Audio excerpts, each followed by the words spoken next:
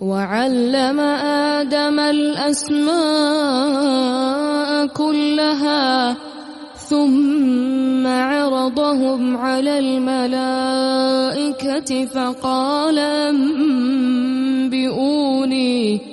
فقال أنبئوني بأسماء هؤلاء إن كنتم صادقين. قالوا سبحانك لا علم لنا إلا ما علمتنا إنك أنت العليم الحكيم. قال يا آدم أنبئهم بأسمائهم فلما أنبأهم بأسمائهم قال ألم أقل لكم إني أعلم غيب السماوات والأرض وأعلم ما تبدون وما كنتم تكتمون. وإذ قلنا للملائكة اسجدوا لآدم فسجدوا إلا إبليس أبى واستكبر وكان من الكافرين.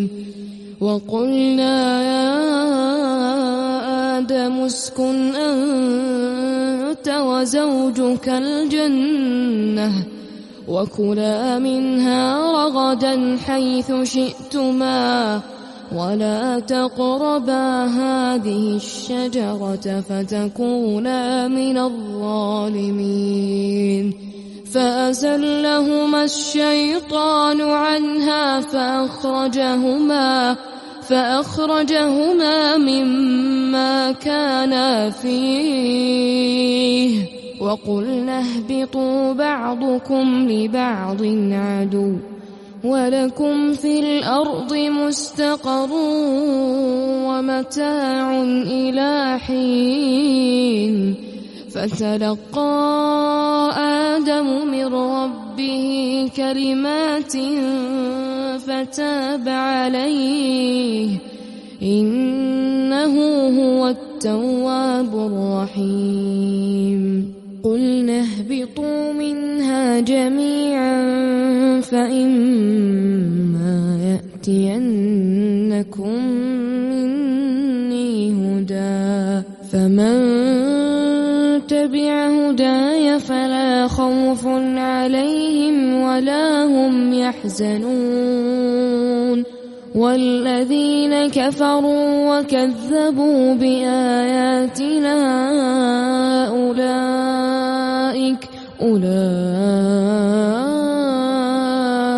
أصحاب النار هم فيها خالدون.